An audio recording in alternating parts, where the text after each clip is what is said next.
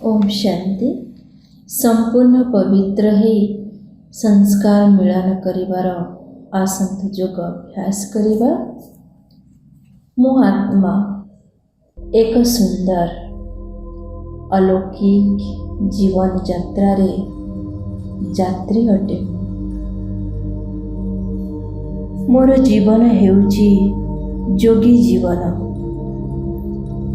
शिव बाबा ठारो उज्ज्वल धला किरण मो मुंडरे पड़ुछि।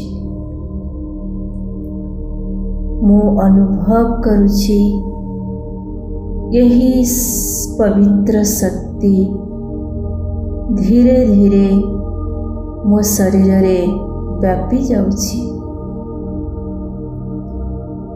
एही शीतल सकारात्मक शक्ति मो स्मृति रे विस्तार करुछि। मोर प्रत्येक संकल्प शरीरर प्रत्येक कोण पवित्र हो जाउछि। मु सर्वशक्तिवान परमात्मा का संतान, उच्चरु उच्चा श्रेष्ठ आत्मा, होलिएस्ट आत्मा, हाईएस्ट आत्मा। मो विधि पूर्वक पूजन एवं गायन योग्य आत्मा। मो सारा कल्परे निर्विघ्न अखंड अटल विश्वराज्य अधिकारी विशेष आत्मा। परमात्मा का वर्षार अधिकारी आत्मा। मो परमात्मा का स्नेहर अधिकारी। बाबा का साथी रे मोर निरंतर स्नेह एवं याद मु सर्वदा बाबा को याद रे रही थाए एवं बाबा भी मध्य मो साथी रे रही चंदी। मु केबे भी एकुटियार अनुभव करी नहीं। सहस्र बाहु थिबा बाबा मो साथी रे अछंती। मो सहित किछि भी खराब हेबा नहीं। बाबांक सुरक्षा अधीन रे मु सर्वदा सुरक्षित। मोर साहाय्यकारी सर्वशक्तिमान बाबांकर निरंतर याद रे मु रही थाए। सोईबा एवं उठिबा, कर्म करिबा, सेवा करिबा सहित मते बाबा सर्वदा मोर साहाय्यकारी हेई बा हेबा पाई बाबा आसीचंती। मो पाई शिव बाबा एवं ब्रह्मा बाबा दुई जन मोर साहाय्यकारी अटंती। सर्वशक्तिमान बाबा सहित मोर जन्म जन्मांतर संपर्क। बाबा याद सर्वदा इमर्ज रूप में रही थाए।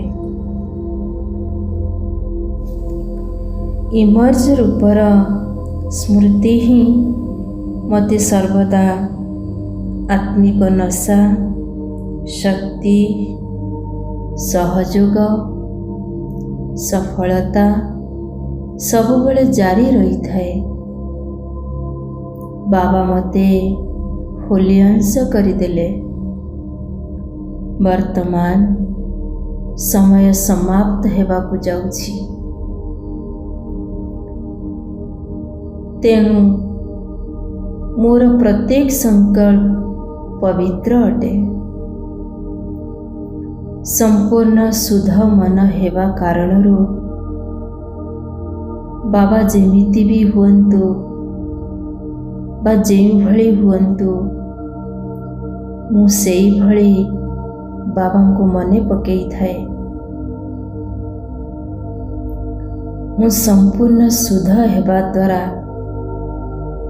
ବ୍ରାହ୍ମଣ ଜୀବନର ଆନ୍ତରିକ ବର୍ଷା ସର୍ବଦା ସୁଖ ସ୍ୱରୂପ, ଶାନ୍ତ ସ୍ୱରୂପ, ମନର ସନ୍ତୁଷ୍ଟତାର ଅନୁଭବ କରିଥାଏ। ବାହ୍ୟ ସାଧନ କିମ୍ବା ଅତିରିକ୍ତ ସେବା ମାଧ୍ୟମରେ ମୁଁ ନିଜକୁ ନିଜେ ଖୁସିରେ ରହିବା ପାଇଁ ପ୍ରୟାସ କରିଥାଏ। ମୁଁ ସତ ହୃଦୟରେ ଭାବନା ଦ୍ୱାରା ସେବା କରୁଛି, ଯାହାଦ୍ୱାରା ପ୍ରକୃତ ସନ୍ତୁଷ୍ଟତାର ଯୋଗଯୁକ୍ତ ପାୱାରଫୁଲ୍ ସ୍ଥିତିର ଅନୁଭବ କରିଥାଏ।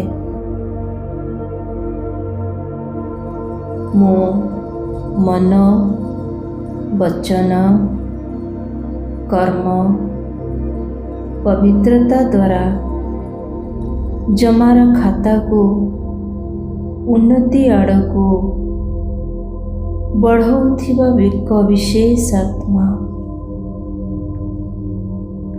ମୋର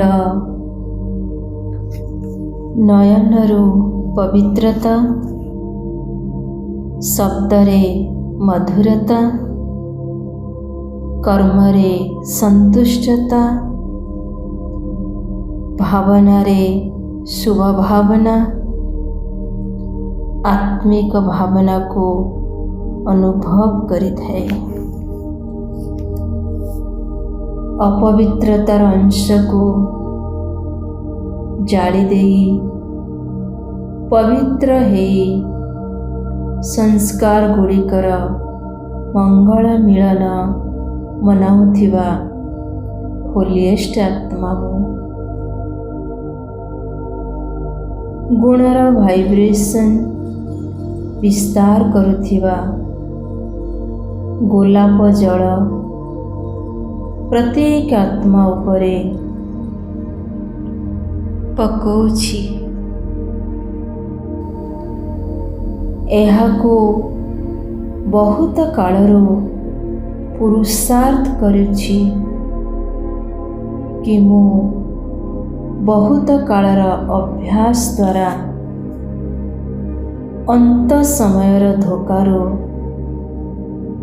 ଦୂରେଇ ରହି ପାରିବି। ମୁଁ ଏଭର ରେଡି ହୋଇ ସମୟକୁ ସମୀପ ଆଣିଲା ବାଲା ଏକ ବିଶେଷ ପବିତ୍ର ଆତ୍ମା। ସମୟର ପରଦା ଖୋଲୁଥିବା ମୁଁ ଏକ ମହାନ ଆତ୍ମା। ମଥାରେ ପବିତ୍ରତାର ଚମକ, ଲାଇଟର ମୁକୁଟର ଅନୁଭବ କରୁଛି। ମୁଁ ଶ୍ରେଷ୍ଠ ପୂଜ୍ୟ ଆତ୍ମା।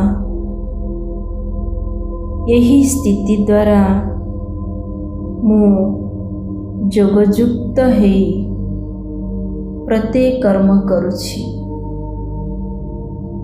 ଓମ୍ ଶାନ୍ତି ଶାନ୍ତି ଶାନ୍ତି।